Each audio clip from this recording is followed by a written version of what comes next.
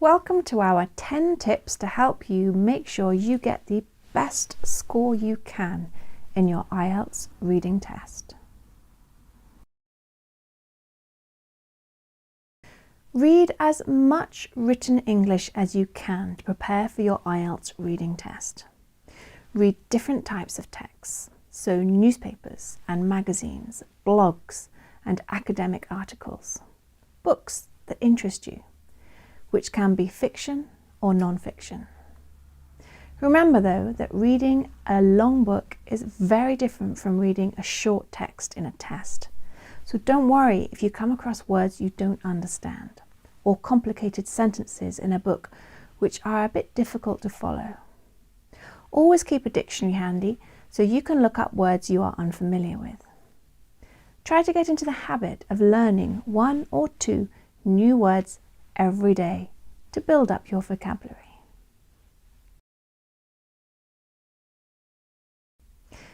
Read the IELTS information provided on the ulearn.education and IELTS.org websites. Also, look at the takeielts.britishcouncil.org and the cambridgeenglish.org website. Get as much information as you can about IELTS. Do the practice tests on the IELTS.org website.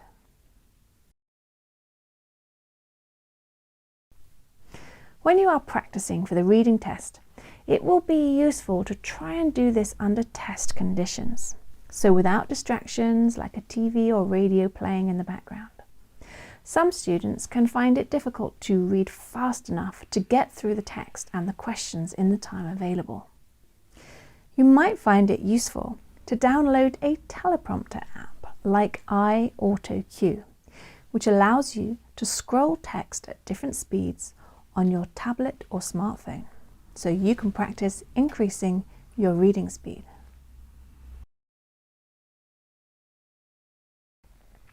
Make sure you are prepared and ready on the day of the test. Get a good night's sleep the night before the test.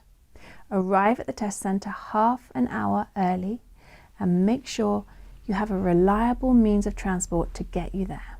The last thing you want is unnecessary extra stress on test day because you didn't manage your time properly.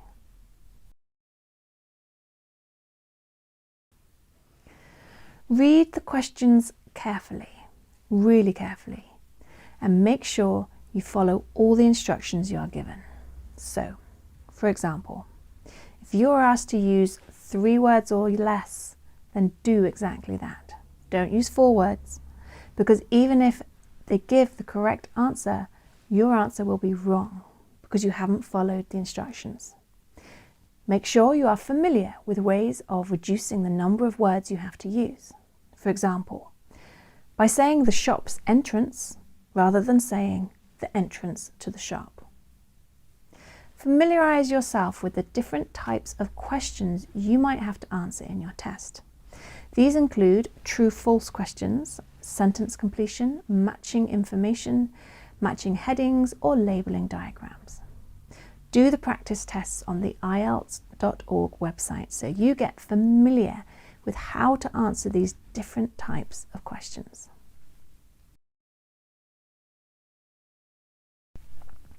Skimming and scanning are 2 techniques you should practice. Skimming is learning to read through the text quickly so that you can get a sense of what each paragraph is about without reading every single word. Scanning is looking through the text for specific words or phrases you have been asked to identify in one of the questions. So there is no point scanning the text until you have read the question and you know what you're looking for. If you can practice skimming and scanning, you should be able to use your time in the test more efficiently. The first sentence in each paragraph is very important. This usually tells you what the paragraph is about without you having to read the entire paragraph. So when you're answering a question, for example, a matching headings question, you can read the first sentence in each paragraph to identify where you are likely to find the answer, which will save you a lot of time.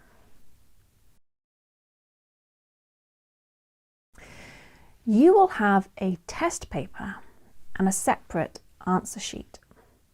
And the idea is that you work out your answers on the test paper during the test and then transfer your answers to the answer sheet at the end.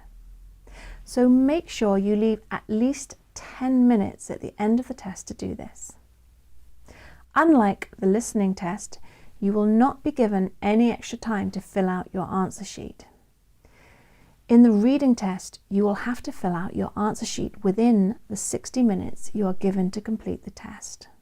Don't rush this final stage, because marks will be deducted if you make spelling or grammatical mistakes, or if the examiner can't read some of your answers.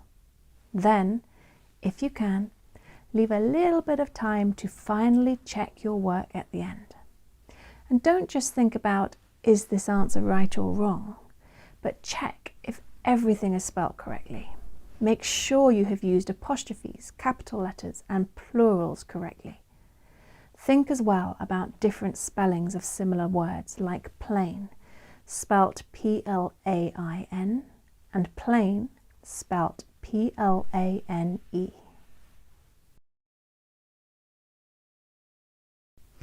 Don't read too slowly or spend too much time on trying to work out the meaning of the words you don't understand. The important thing is that you get a sense of a whole sentence, which you can usually do without spending lots of time trying to understand each and every word. Also, don't spend too much time on each answer. You have 1 hour to answer 40 questions. So if you get stuck on one question, leave it. Go on to the next question and then come back to it later. Keep in mind as well that the questions get more difficult as you progress through the test, so don't spend too long on the earlier questions.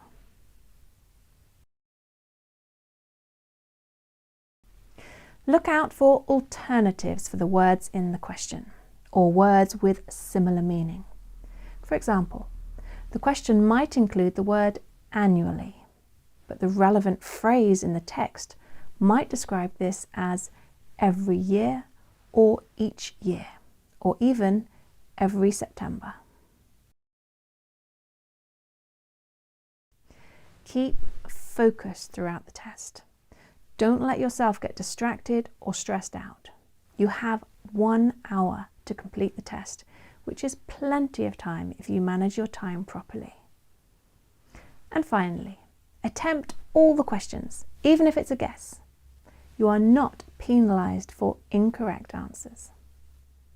I hope you found our tips useful, and don't forget to watch our other videos to help you get the highest band you can in the other IELTS for UKVI academic tests.